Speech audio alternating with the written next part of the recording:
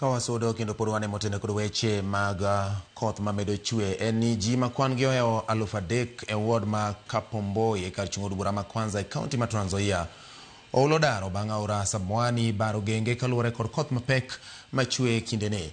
Oula muomo kendo umo mier puothe kendo weyo jodak maonge kod kuonde mag jot e kinde ma gweng'no dong' machalo nam.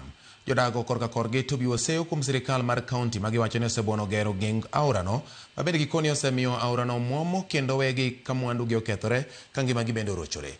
Gikwayo jochiw sir kod jogo mareso oganda e kinde midhiero motuch apoya mondo ochwalnegi kony mag chiemo kod mwandu mamoko mag dak. Lilia serikali ikakuja ikatundia daiki na hiyo daiki ijamalisiwa mwakapatwa na hasara.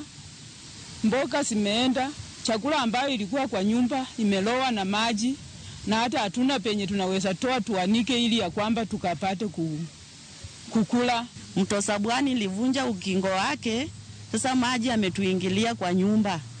Vile tuko hivi tumekaa tu kando, hata hatujui tufanye nini. Tutaki kupoteza watoto wetu, hataki kupoteza wananchi wetu. Kama hapa kuna shule, watoto wameenda shule asubuhi, sasa hivi maji yamejaa, watapitia wapi wakirudi? Tungelipenda pia kuona viongozi wale tuliowachagua wenye wako kwa serikali na wale wako kwa serikali ya kaunti waje hapo mashinani waweze kusikiliza hawa kinanga mama na hawa wazee waelekeze. Almost 3,000 families kutoka kule juu Kapomboi mpaka huku na Manjalala zimeathirika.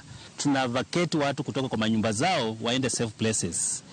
And again tunashirikiana na other partners. Red Cross wako kwa ground kuensure kwamba we create camps ili watu wetu wakuwe safe.